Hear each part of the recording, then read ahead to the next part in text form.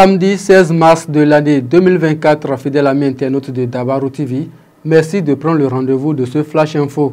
On démarre par cette information de la commune de Banikwara. Le cadre communal de concertation sur la santé nutritionnelle de Banikwara s'active pour répondre aux besoins des populations.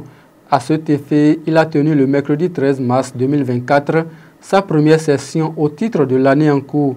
Les travaux qui se sont déroulés à la salle de délibération de la mairie de Banikwara ont permis de présenter plusieurs communications, notamment le point des activités réalisées au cours du premier trimestre de l'année en cours.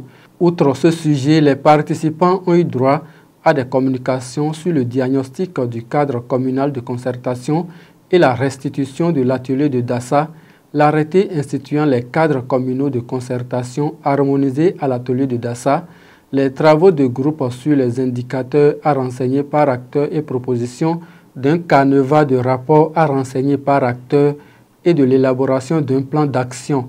En prenant la parole, le deuxième adjoint au maire Alouto Konduro, représentant la première autorité communale, a exprimé sa gratitude à l'endroit des partenaires techniques et financiers dont le ministère des Affaires étrangères du Royaume des Pays-Bas, CARE International Bénin Togo, Gain et autres vies ONG. Il a invité chaque acteur du cadre communal de concertation et la restitution de Banikwara à jouer sa partition pour l'atteinte des objectifs.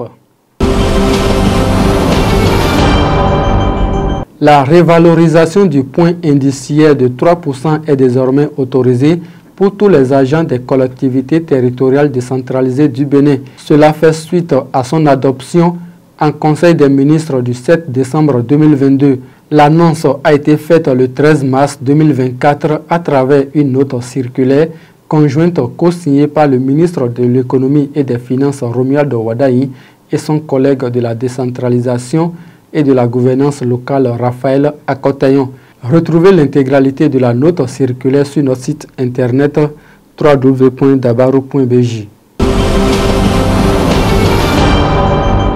Une soirée de dégustation du vin Huefa sera organisée le 1er avril 2024 à Amaouyon, à Parakou. C'est le restaurant Pink Paradise qui accueillera l'événement. Pour une plus grande réjouissance de la population, il est prévu un ticket de 2000 francs en solo et 5000 francs pour les couples.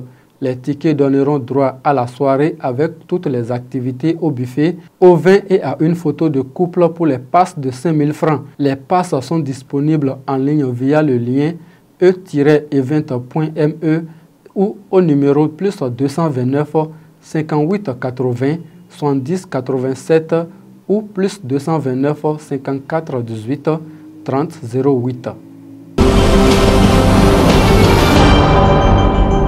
Hors du territoire béninois à présent et au Nigeria à travers un communiqué de la présidence de la République en date du mercredi 13 mars 2024, le Nigeria a annoncé la levée des sanctions contre le Niger.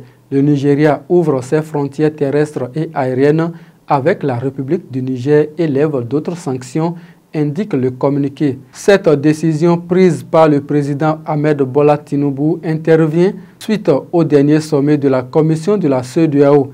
Cette action du gouvernement nigérien s'inscrit dans la volonté des autorités d'œuvrer pour la stabilité politique en Afrique de l'Ouest.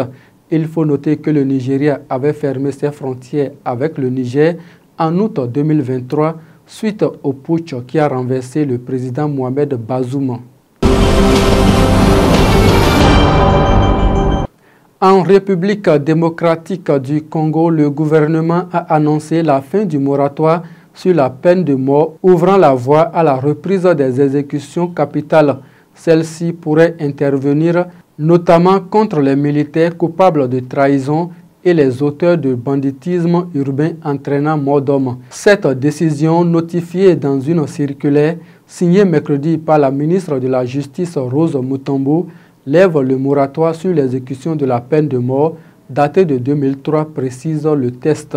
C'est la fin de ce Flash Info. Merci de nous avoir suivis. Raimat Agani et Romaine Kwana étaient à la réalisation.